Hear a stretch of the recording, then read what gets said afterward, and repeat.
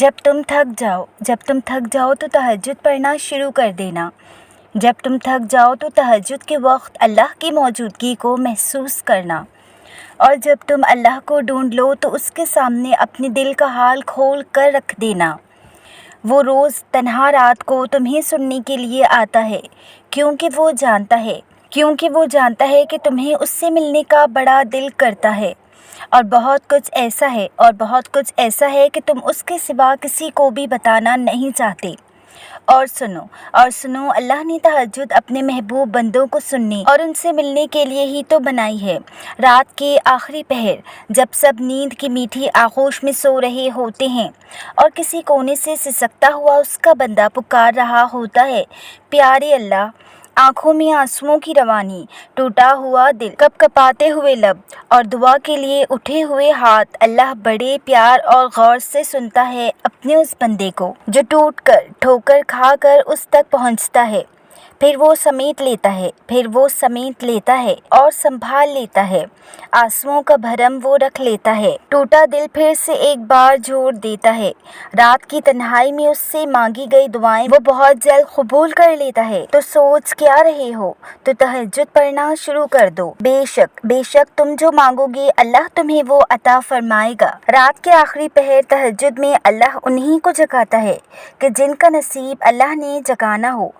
मुकाम तहज्जुद तक वही लोग खींच कर लाए जाते हैं जिनकी खाली झोली अल्लाह ने भरनी हो। तहज्जुद में अल्लाह से मुलाकात को वही आया करते हैं जिनको अल्लाह ने सुकून वालों में से करना हो, क्योंकि वो अल्लाह को बहुत प्यारे होते हैं। जिनकी दुख भरी कहानी सुनने अल्लाह खुद आता है। अल्लाह पर यकीन करोगे तो फिर तुम्हें उस यकीन के मौजज़े भी दिखाएगा, जैसे दिखाया था अल्लाह ने मूसा अलैहिस्सलाम को। दरिया को चीर कर रास्ता बना दिया। अल्लाह के सामने सजदों में बहाए जाने वाले शफाफ आंसू जख्मों पर मरहम का सबब बनते हैं। सजदों में मांगी जाने वाली दुआएं तो अल्लाह के अर्श पर गूंजती हैं और तहज्जुद का सजदा तो खुशनसीब के नसीब में लिखा जाता है, क्योंकि अल्लाह तो तहज्जुद के सजदे में मांगे जाने वाली दुआएं हमेशा सुनता है। और इन दुआओं को सुनने के लिए रात के आखिरी पहर खुद आकर फरमाता है कि है कोई मुझसे मांगने वाला जिसे मैं अता करूं। जब तड़प कर नाम पुकारते हो अल्लाह का तो वो तुम्हें मोहब्बत भरी निगाह से देखता है।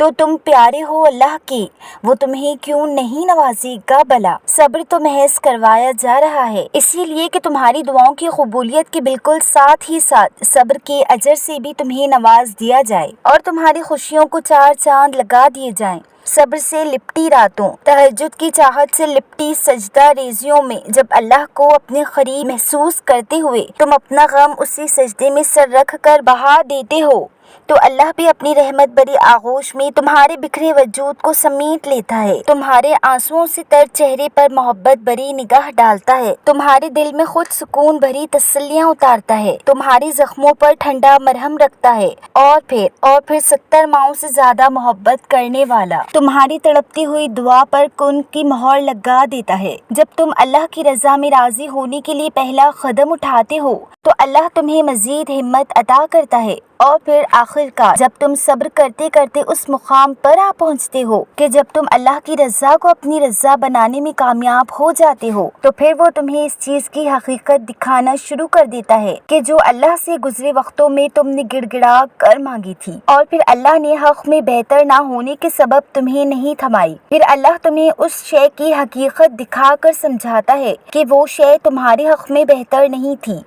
तो आखिर तुम क्यों परेशान हो। तुम्हारी सारी चाहतों से अल्लाह वाकिफ है और ये भी सच है कि तुम चाह भी नहीं सकते अगर अल्लाह ना चाहे तो। और ये भी याद रखो कि अल्लाह से बढ़कर तुम्हें कोई चाह नहीं सकता। और ये भी फरमाता है, बस अगर तूने सुपुर्द कर दिया खुद को उसके जो मेरी चाहत है तो मैं बख्श दूंगा तुझको वो भी जो तेरी चाहत है। जिससे आज तुम गिड़गिड़ा कर मांगते चले जा रहे हो ना, वो तो ऐसा है कि अगर उससे महज एक नन्हा सा फूल मांग लिया जाए तो वो फूलों से भरा हुआ गुलदस्ता बना कर थमाता है। और तुम यहाँ ये सोचे बैठे हो कि जो मांगा है उससे वो ना मिला तो जिसको सब्र अल्लाह अता करे उसका सब्र काबिल रश्क होता है, क्योंकि जिसका हाथ अल्लाह थाम ले وہ کیسے لڑکھڑا سکتا ہے؟ یاد رکھو اللہ اسی کو صبر کا جام پلاتا ہے کہ جس کو اس نے ایسے اجر سے نوازنے کی ٹھان رکھی ہو جو تمام تر دنیا کے لیے قابل رشک ہو، جس کے لیے اس نے ایسے وسیلوں کو ترتیب دینے کا ارادہ کر رکھا ہو کہ جو کسی کے وہم و گمان میں بھی نہ ہو، اور تقدیر اللہ کے ایک اشارے پر بدل جایا کرتی ہے۔ ہم کن صرف پڑھتے ہیں لیکن فیکن پر یقین نہیں رکھتے، جبکہ اللہ اور انسان کے درمیان سب سے گہرا رشتہ یقین کا ہی تو ہے۔ تو توکل رکھو وہ بہتر لے کے بہترین سے نوازے گا۔ تہجد کی دعائیں وہ سفارش ہیں جو روبرو سننے والا بھی اللہ ہے اور قبول کرنے والا بھی اللہ ہے۔ روتی آنکھوں کے باوجود اگر ٹوٹا ہوا دل خاموش ہے تو جان لو دل ہی دل میں وہ اپنا حال دل اللہ کو سنا رہا ہے۔ تہجد کی دعائیں بدل دیتی ہیں حالات بھی، نصیب بھی۔ جلد ہی اللہ تمہیں ایسے خوش کر دے گا جیسے کبھی تم نے کوئی غم دیکھا ہی نہیں۔ کبھی کبھی اللہ بہترین دینے کے لیے بدترین سے گزارتا ہے، کچھ ایسے راستوں سے جہاں پر آپ تصور بھی نہیں کر سکتے، جہاں آپ کو لگتا ہے کہ آپ کو مر جانا چاہیے، جہاں آپ کو لگتا ہے کہ آپ کو اب جینے کا کوئی حق نہیں ہے، لیکن ہم یہ بھول جاتے ہیں کہ اللہ کبھی بھی برداشت سے زیادہ آزمائش نہیں دیتا۔ جتنی آپ میں سہنے کی ہمت ہوتی ہے، آزمائش اس سے زیادہ کبھی نہیں ہوتی۔ ہاں وقتی طور پر لگتا ہے کہ ہم اس آزمائش میں پورا نہیں اتر سکیں گے کیونکہ تکلیف کی شدت ہی اتنی ہوتی ہے، لیکن اگر آپ کے سوچنے کے بعد بھی آپ ایسی آزمائش سے گزر رہے ہو تو یعنی اللہ نے آپ میں اتنی ہمت رکھی ہے۔